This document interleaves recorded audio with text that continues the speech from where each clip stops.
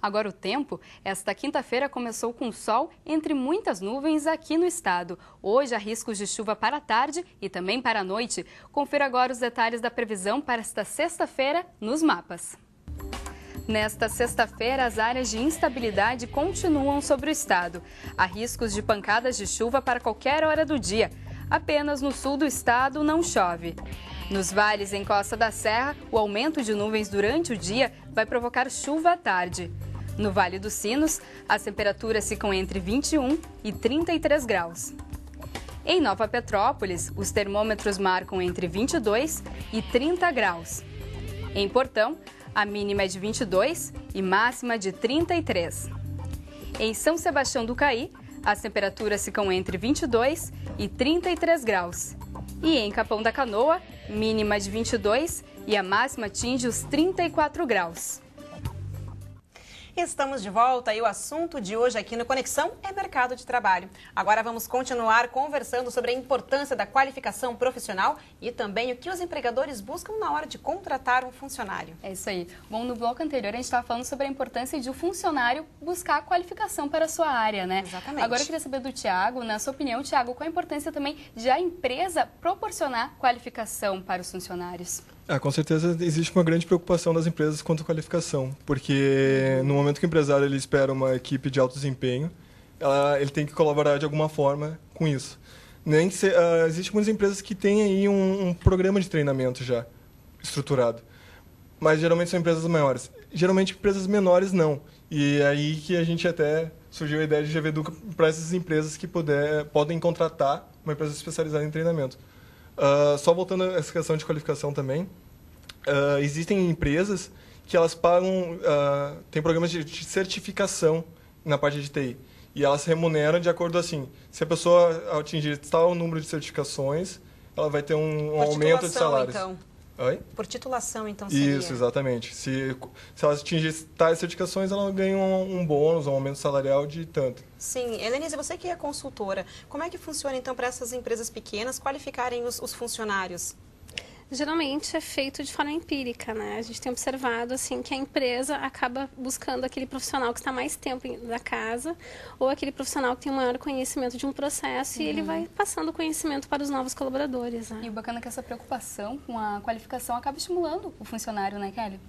Com certeza, né? E, Helenise, foram abertos mais de 150 mil postos de trabalhos no mês de fevereiro deste ano, né? E a maioria foi ocupada por homens, né? Como é que você avalia esse dado? Bom, na verdade, depende muito do segmento, né, que foi avaliado. A gente percebe, sim, o crescimento também da participação das mulheres. Inclusive, agora, na PUC em São Paulo, o vestibular mostrou que 1/3 dos candidatos na área de exatas são mulheres. Sim, sim. Então, existem áreas onde a gente não observa tanto a inserção da mulher, mas que atualmente, ou nos próximos anos, vai ter um crescimento maior.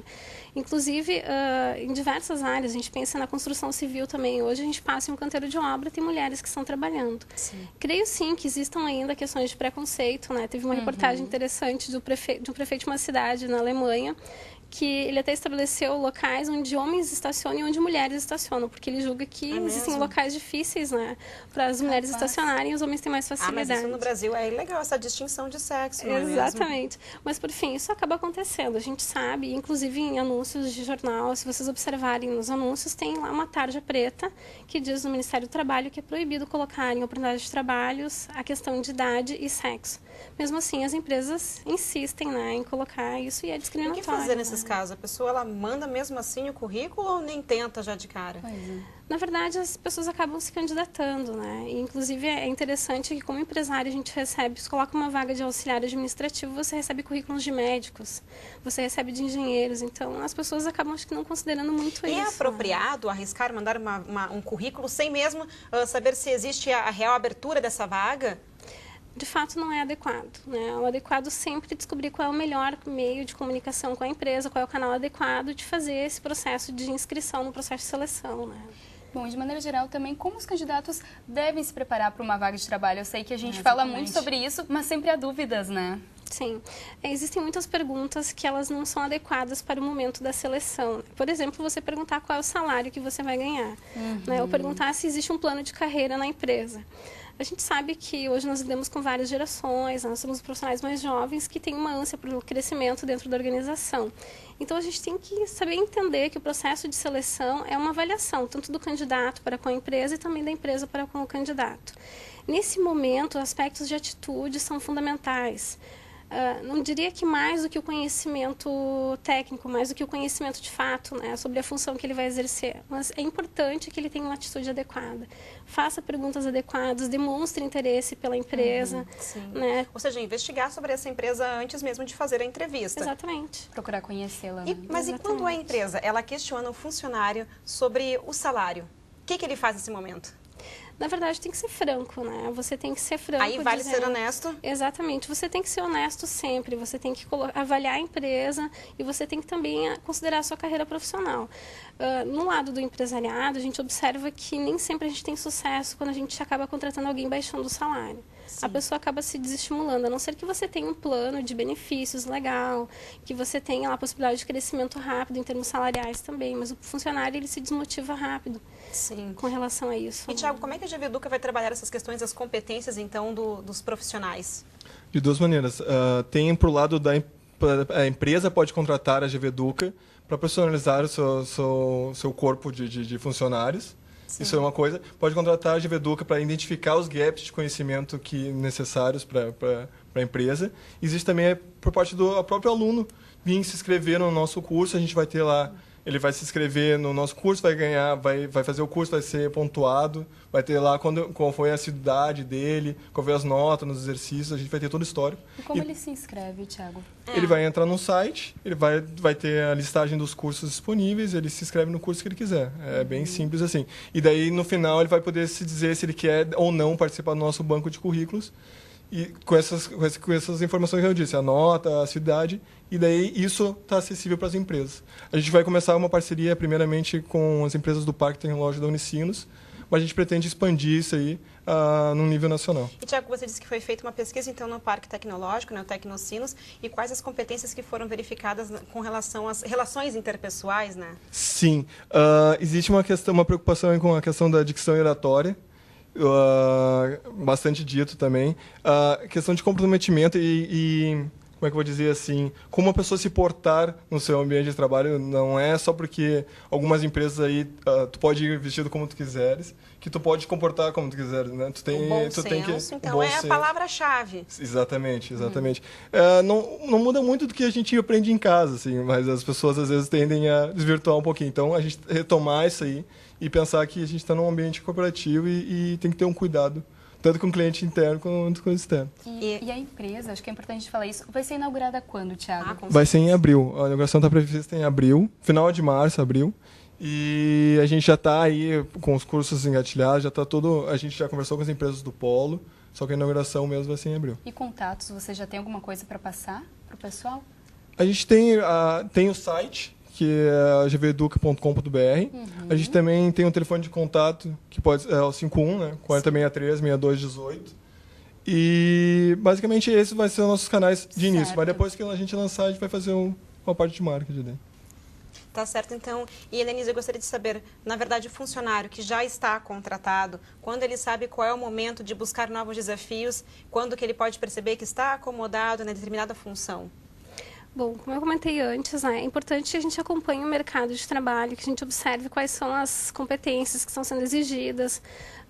Eu não vou estar procurando oportunidades fora da empresa se eu estou bem dentro da empresa, mas é importante observar os cursos, as tendências, né, observar o que estão se exigindo em termos de idiomas, como é o caso que eu comentei antes, do espanhol, que é uma realidade aqui da nossa região, né, buscar essa língua para se relacionar com a América Latina. Então, eu tenho que entender também que as empresas, que dentro de uma empresa, nenhuma pessoa cresce no período de 1 ano, nenhuma pessoa consegue uma grande oportunidade no período de 1 ano. Geralmente, são 3 anos, né, para que a empresa possa me conhecer. Então, como é que funciona? No primeiro ano, eu vou conhecer a empresa, eu vou conhecer como funciona esse relacionamento. No segundo ano, eu vou conseguir colocar em prática as minhas ideias. No terceiro ano, eu consigo colher os resultados das ideias que eu plantei no segundo ano. Então, não necessariamente que sejam 3 anos, mas é um período adequado, né, de permanência de um profissional dentro de uma empresa para que ele possa conhecer a empresa, ele possa propor ideias, propor melhorias, enfim, né, ou se engajar em projetos, e no terceiro ano ele consegue observar os resultados. Então, em média, se fala que o ideal seria esse período dentro de uma organização. E quando saber qual é o momento certo, então, de pedir aumento para o chefe? Esse é um assunto sempre complicado, né? Sim. Na verdade, eu acho que não precisamos pedir aumento, né? O que nós temos que conhecer é dentro da empresa, se ela tem um programa de carreira, um programa de treinamento e desenvolvimento vinculado à carreira, que eu possa conhecer quais são os critérios, né, para crescimento profissional. Então, o aumento salarial, ele é uma consequência de um desempenho que eu alcancei, ele é consequência das minhas atitudes. Então, eu preciso me importar com esses aspectos, né? Conhecer a empresa, conhecer o plano de carreira, me engajar nesse programa, me engajar na minha carreira profissional, mostrar resultados adequados, ter atitudes. Hoje o mercado, ele contrata por conhecimentos técnicos e ele acaba demitindo pelos comportamentais. Então, é mesmo? É importante que a gente observe isso, que a gente entenda o tempo da empresa, o meu tempo como profissional também para amadurecimento, e a consequência vai ser aumento salarial, né? Tá certo. Tiago, gostaria de falar mais alguma coisa? Só sobre esse assunto da questão do salário. Sim. Na Exame, eu assino a Exame, a gente teve uma reportagem lá muito interessante que a preocupação salarial é a quarta mais relevante para um funcionário. Então, não existe a questão de ambiente, que é a mais forte delas.